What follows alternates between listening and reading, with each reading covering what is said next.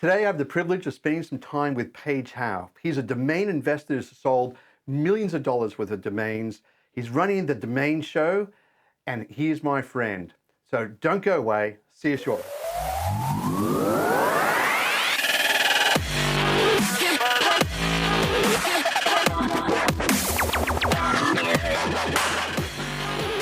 Hi, everyone. It's Michael here from Whizbang's blog, and it's great to have Page Howe with me. Page, it's fantastic to see you. It's really good. My good friend, Page. Great to see you. Normally at this time, we would have seen each other in person, given each other a hug and a handshake and a warm greeting. And so from thousands of miles away, a hug and a handshake and a bump and a warm greeting. Absolutely. So whereabouts are you right now, Page? I am in a small town, Manchester, Tennessee, in the middle of the United States. Probably a town of about 20,000 people in my home office, hunkered down like many of us. And I've been home officing probably for 25 years. So it's nice to welcome everyone to the life that I've got to live for the past 25 years.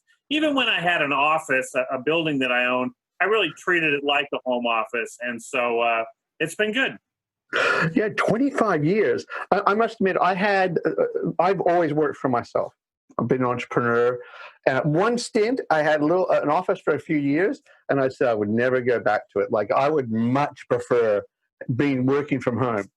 So it's sort of like when this whole COVID thing hit, it was like, yeah, business as usual, really. Yeah, in terms of working, It's funny for me because when my kids were 2, 3, 4, 5, 6, 7, it was very hard to work at home.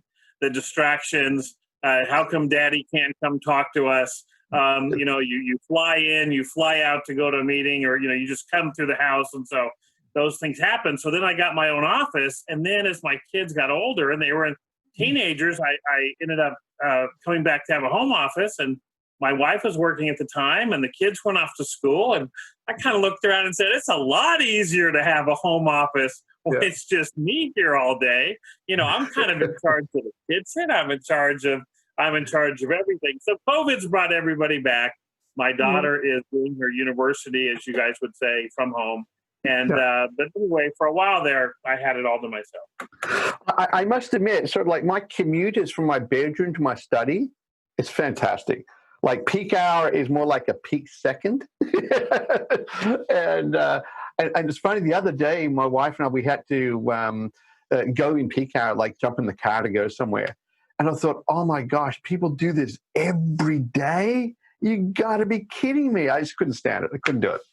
I find it easier to take a nap at home, too. It seems like it's appropriate to take a nap at home.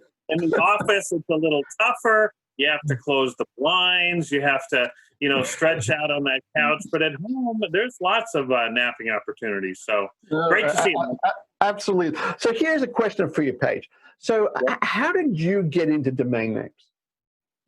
Well, when I first found domain names, I was advising a family office. And I looked at the internet, and I had done some things with AOL. And I said, this is either something or it's a big waste of time. And it wasn't clear at the time which one of those it was. So we looked into getting our domain names for our companies. And I remember doing the network solutions thing where you call them and they send you a thing in the mail. And we had a thing in the mail. What's that? Yeah, in the mail. And you got this thing. We had invested in a product that helped people clean airplanes they could spray it on, and it was called Wash Wax. And so you could spray the airplane and clean it. And so we wanted to be Wash Wax. And I really got the power, the sense of where the company was Wash Waxall. We could get washwaxall.com. And we were kind of staking a claim in the ground that that's who we were to everybody. Yeah. And we could go. And so really that got me interested. I was in San Diego at the time, looked at different companies, and then saw they were giving away .web back in 1998, 1999. Yep. That got me into it. Man, you could be first, And so we looked at that, and that got me into ICANN. I ended up applying for a TLD, buying a bunch of names on the drops then, because we thought everything was taken in 1999. Literally, any 2 or 3 English words that dropped were gone in a second. The drop was like once a week. We thought we had imagined every possible thing. And this was only when there was 60, 70 million names. So rode that up, wrote it down, got back in 2003, and started the journey that I'm on now. Wow, that's an amazing journey. So has there been any highlights over the years that you have seen and or experienced? Well, I wish I had the dancing ability to do a video somewhere similar to the history of dance, where he went through and he did all the dance moves from the 50s, 60s, 70s, because I am trying to work to put something together that would go through the idea of the beginning stages, pick a word, get the net in the org. That was a big thing for a while, and then get any word. And then all of a sudden AOL crashed, the bubble crashed. We came back. Keywords were big. Then geos were big.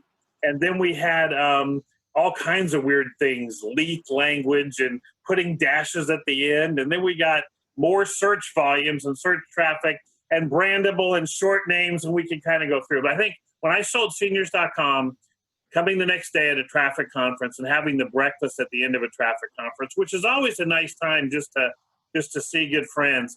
And I remember sitting there and a veteran domain investor said, $1.6 million for a word. Yeah. And that was the Hilton in New York, right? Yeah, that was the Traffic New York. I was there. Which was everything it intended to be. It was Madison Avenue. You guys think you know what power is. Look at these domains. This is what, power can be online. And that pitch would still work, and it would still finally be resonating. So I think that's the one thing I learned was that yes, it's a unique asset. Second thing is domain names have failed compared to our expectations of 20 years ago. We thought if you had the one-word keyword, you would own the internet for that space. Yeah. In the 20 years, we've had search engines, social networks, a battle for the browser, people taking over your mobile phone, apps, all these arrows and sieges, and everything's come after it. And we're still seeing big one-word names go for 1 to 10 to more millions of dollars. Yeah. Imagine what it would have been had those things not impaired what we saw in 2000, which would be where you would control the word. You know what I mean? And so after all that happened, we're still doing these huge numbers for big, powerful one-word names. And I know it's different than the market, you deal in, but even after all of that, we're still knocking it out of the park, and there's still amazing opportunity.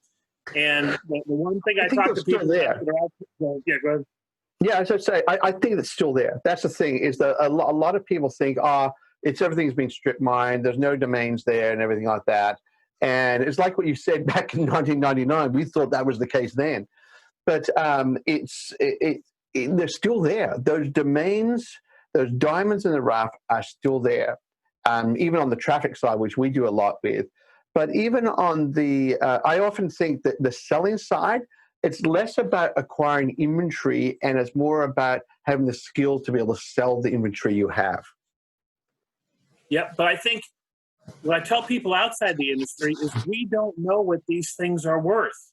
Yeah. The traffic names and the revenue names you deal with because of risk and because of history and because I think, frankly, we didn't treat new money that well in the traffic game, where it came in and the multiples went up and then some people got. So we still have a thing where you might be selling portfolios at 2 to 4 to 5 years revenue at a time when globally interest rates are 1%. That's 100 years revenue. Earn 1%. So, I was talking with someone last week about the room that exists, to sell. And the same thing exists in big names. Someone says you have a one-word domain. It's a color, it's a product, it's an animal, it's a keyword. And they say, what do you want for it? And you say, and we are just pulling names out of our imagination. 2 million, 5 million. There's no quantitative analysis behind it. So I think that's when I think we would have maxed out the valuations, is where if you applied a certain formula of multiple years revenue, cash flow based upon this and that we were trading at higher levels. So the buyer that knows what a name's worth is still dealing with me as a seller, that even on a huge $1 million, $2 million name, that's just what it takes to get it away from me. But it's not like I've come up with a number that's rational. And so that's what tells me that we're still like the guy who found the Declaration of Independence at a yard sale. He finds it and he buys it for $50. And he sells it to an antique dealer for $100,000, who's thinking he gets a good deal because he sells it for $500,000 to an auction house. They sell it to a collector for $10 million, who trades it 6 years later for 100. We're still at that ramp up place, I think, when it comes to big one-word names. Yeah, it's interesting. Yeah, I think you're right with that. Is that particularly obviously oneword.coms? I think we're still at that stage. I view things like, particularly in the traffic space, where it's the reason why they're so valuable traffic domains is because advertisers want the traffic. And in many respects, it's the same thing with high-value, say, singleword.coms, is that advertisers or marketers want that singleword.com that is just so memorable. Everyone just goes, I need to go to vodka.com. I need to go to whiskey.com or something. Or I'm choosing a couple of alcohol beverages. We just had an insurance company go public, lemonade.com. With the compelling reason that you would hear that name and you could only have to hear it once, and it wasn't a restaurant, it wasn't a lemonade stand, but they had picked a name that you learn probably in the second grade globally. You know what that word means. You know what I mean?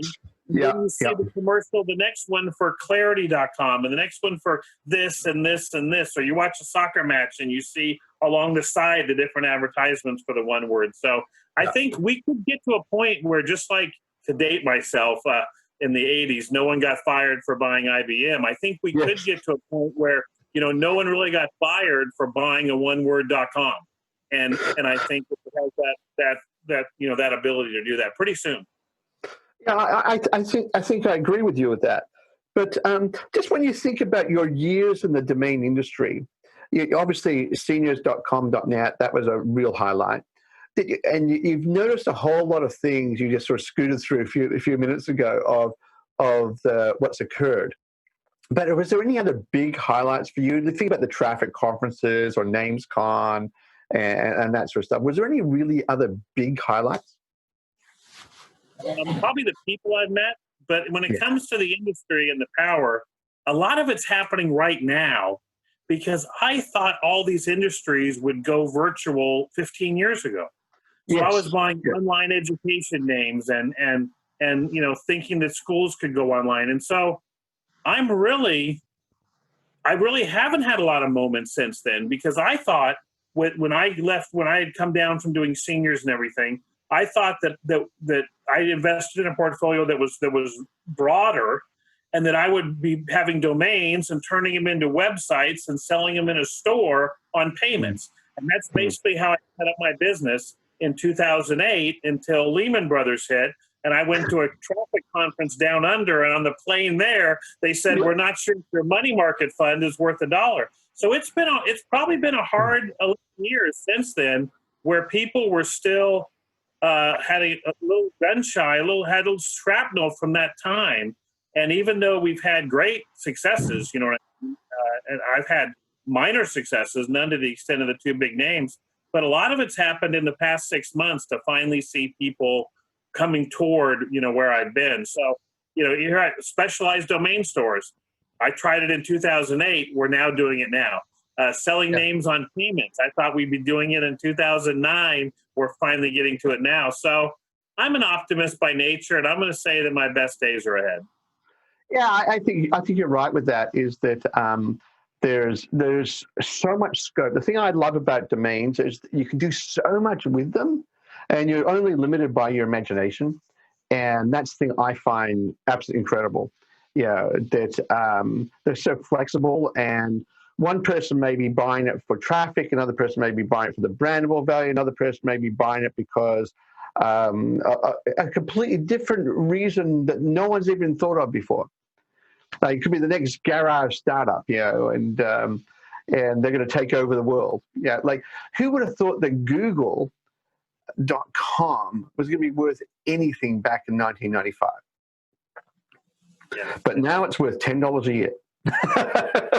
Sorry. No, Yeah, but it's the past 12 years has been a great time to be an operating business selling domain names. VeriSign has done extraordinarily well. GoDaddy has done extraordinarily well. I'm not sure the new entrants as investors have. I shrunk my portfolio almost 80%. Because I didn't see the numbers there, where even though in 2004 or 2006, Dan Warner could say that Fabulous had a 3% sell-through rate based upon what was available back then, and here we are 17 years later with 190 million names taken. Can you really say that you're going to sell through 3% of what you buy when we're really, at the end of the line on what's being able to be purchased? So I think that what I think is going to happen is I think domain investors should be more focused. They should be willing to let names go. If they're just adding on average names, when they do have good sales that we all hear about, I bought this for $20 and I sold it for $3,000. Was that eaten up?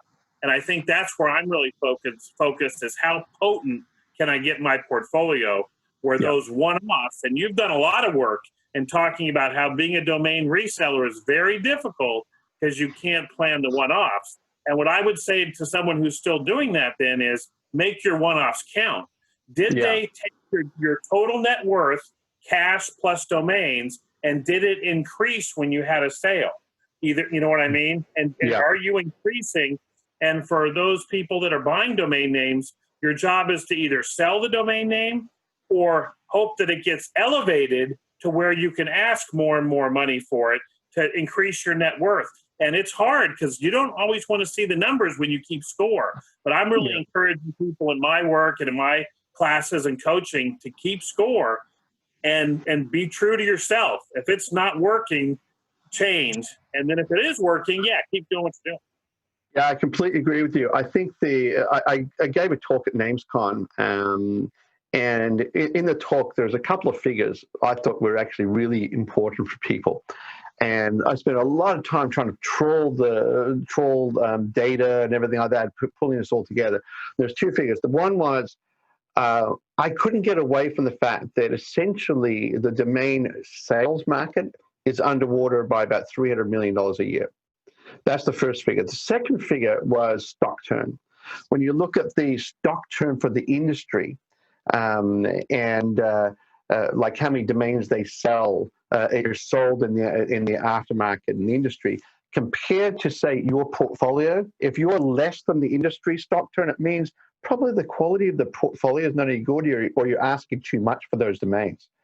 On the other hand, if you're way above the stock turn, so instead of doing like a 1% stock turn, you're doing 5%, then you're selling either too cheap or you've got some incredible quality domains and you do need to go along and reprice those.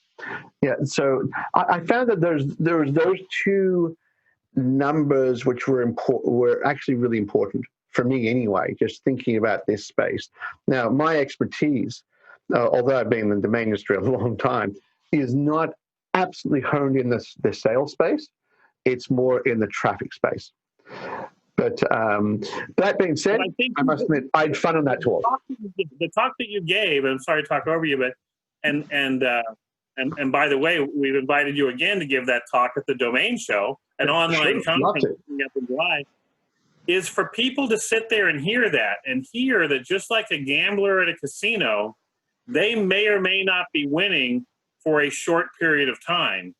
But in essence, you showed how the house, the opposite, the person on the other side of the table from domain investors is taking in this much money. You know what I mean? And you either have to say, I'm one of the people who walks out a winner. And you could say that. You could say, I know that I'm one of the people, because we know there's a lot worse domains than we own, we see registered. But I think that talk, and I really encourage people to watch your talk at the Domain Show, because you lay out just how it's almost like if someone could short domain names, they'd be up. just like people talk about shorting the stock or shorting something like that. It would be. So how can an investor walk in the room with their eyes wide open that on the whole, we investors give money back and then still say, how can I be one that takes money and net worth out of this industry? And that's what we're going to try to do is as an independent show. We're not really aligned with anybody. And so we really think that I can come at it from my independent source of being a domain investor. What's the best thing to do? I think companies can always tell you what they can do. And then the idea is, well, what do I do now? Now that I've received all this information, what do I do? So we hope to address some of those things with the domain.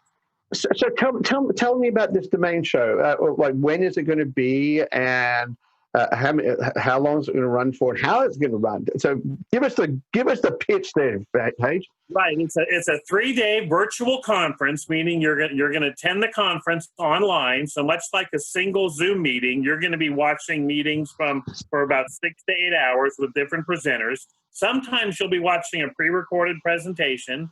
Sometimes you'll be watching a live presentation. I'll be emceeing and winding everything together as I go with different Q&As, some games, some contests to keep things, kind of moving. And then we'll have a lunch break, and then we'll do it again. We'll do it during late daytime hours here in the U.S., and then we'll replay it 12 hours later.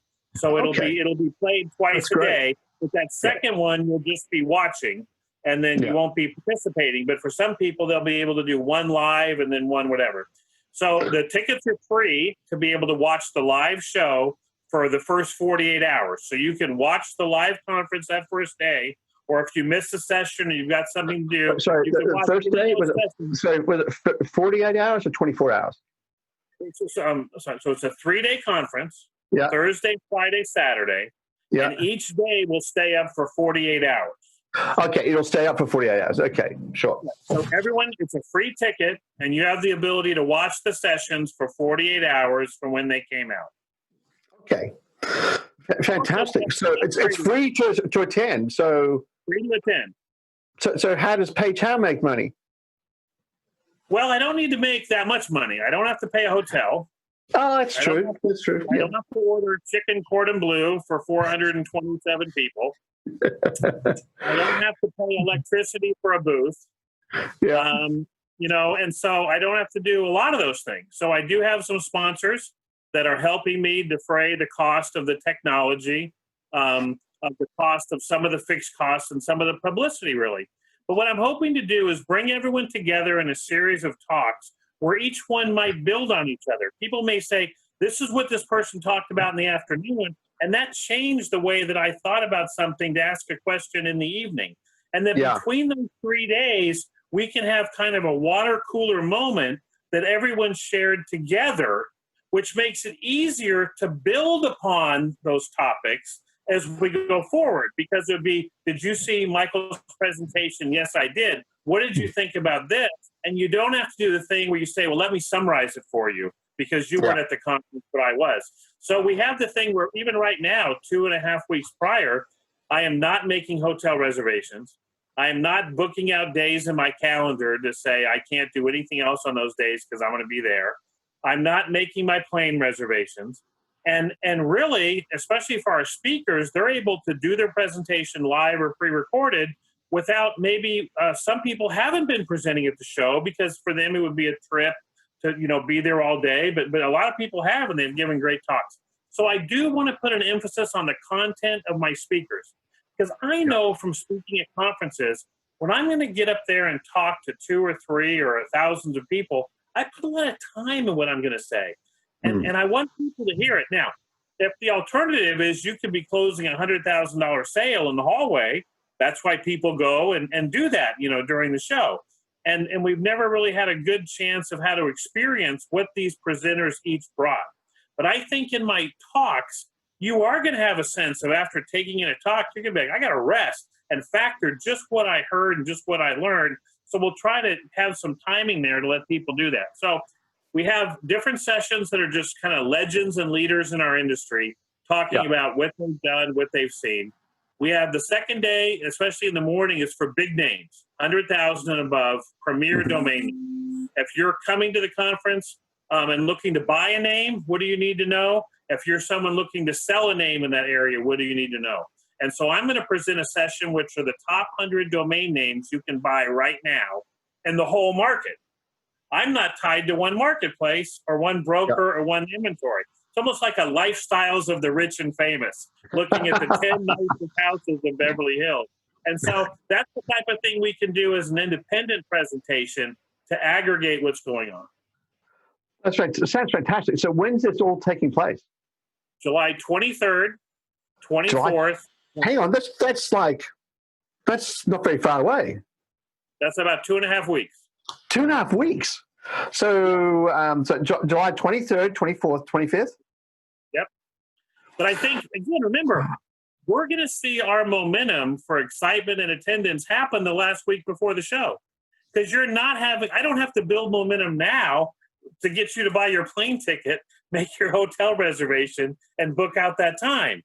I have to be able to be compelling that week. My sessions have to be compelling because my competition will be whatever else you could do from home that day. You may sit down to watch the domain show, and you may say, oh, I can go do this and I can go do this. So what I'm trying to do is create compelling content where you're going to say, I don't want to leave. I want to watch this. I want to say I was there when this was said. So absolutely. So are you able to reveal some of the speakers you've got coming at the moment, or? Yes, we put them all on our webpage. And what's the URL of the webpage? Come on. TheDomainShow.com. TheDomainShow.com. It's going to be a .com and TheDomainShow.com. So everyone, remember TheDomainShow.com. TheDomainShow.com. Yeah. And I think Andrew Rosener is going to do a talk. David Castello is going to do a talk. Braden Pollock is going to do a talk. We've got the CEO of Squad Help, which is probably one of the people that are just, doing the best right now, is going to be there. We've got some people from the SEO domain space. We've got brokers. We have the original founders of the Is It Registered. Larry Fisher and Ari Goldberger are going to do a live Is It Registered, right there. And so I think when you look at the people who have ever spoke at a domain show, and I can now ask them to take an hour out of their day to speak or do a pre-recorded inventory, the total composition of what I'm able to bring, I think, is going to be pretty powerful. Fantastic. That sounds like it's going to be an amazing time. And it's one I know I plan on attending, and I can obviously get some of the team here and that sort of stuff and get them on board. And let as many people know about it as we can. For those who have made it this far, but wait, there's more. There's more. There's more. We get some steak knives. A couple of our sponsors have made it available where there's probably about another 200 to 300 free replay tickets. Normally it's $99 to buy the whole conference with replays where you can keep them and archive that and be able to go back to them. So we've got some sponsors that have made 200 to 300 tickets available right now where you're not only getting the live session, but you're getting it free with replays, and you would be an early bird. And so you can do that probably up until probably this Friday, I think. So, or actually, you may not release this till Friday. So it'll be up to at least the 15th. So till the 15th. Wow. Okay. So there's a carrot there as well. Exactly, and people can act quickly. So let me understand. Let me just fully understand this. So I can attend a 3-day conference. It costs me nothing, and I then get potentially get a free pass to be able to go along and watch it online as well at my leisure. That's correct. There's no downside. I like that. You're exactly correct. So why wouldn't I just go and register and make it all happen? Go to thedomainshow.com. You'll sign in on the day of the show. You'll get a link. And when you go to that link, that'll start doing the presentations over and over again. Yep. Sometimes it'll be seeing a presentation. Sometimes it'll be seeing my bright smiling face with different panelists and different guests. And then if you think of the power of Zoom, where I can have up to 1,000 people on Zoom at one time, whether I want to have a contest or a game or a poll, or dare I say a domain auction with 1,000 people online at one time, I think we're going to start to explore what we're going to do. So it's going to maybe be a little more like a word camp. It's a collaborative effort of a number of speakers and presenters. I'm trying to quarterback it and see it through. But I think, hopefully people say, yeah, I was at the first one. Just like with NamesCon. When NamesCon started, there was a sense of we had been through a big gap where we hadn't seen everybody and everything. And so it was great to do that. And I hope to recreate it. Now, NamesCon's got their own virtual conference coming, which is more a global think tank and things like that. I'll probably attend that one too. And if they have a live show in Austin or Vegas, I'll probably go to that one too. But I think I am going to be able to expose our speakers and our industry to a bigger population globally that isn't always able to travel here to the U.S. or to Europe to be able to see the show. And I think that the independent groups of domainers around the world that are coming to the same aha moments that I had in 1999 now, and we're looking to reach out and bring them together, because new faces. I just talked to a guy last night in Malaysia who's come up with a great site for one-word domain names, where he's used his machine learning and his big data, and the innovation that we're going to see in the next 5 years, I think, is going to be terrific. And as much as I'm an OG domainer, I want to be able to still get some of that energy from what's being created. Fantastic. I'm sure it's going to be a great event. I'm really looking forward to it. And I know I'm definitely going to be there. And I would encourage all the readers of WizBang's blog and there's clients of ParkLogic as well to attend this conference, this online conference, because it's going to be extraordinary.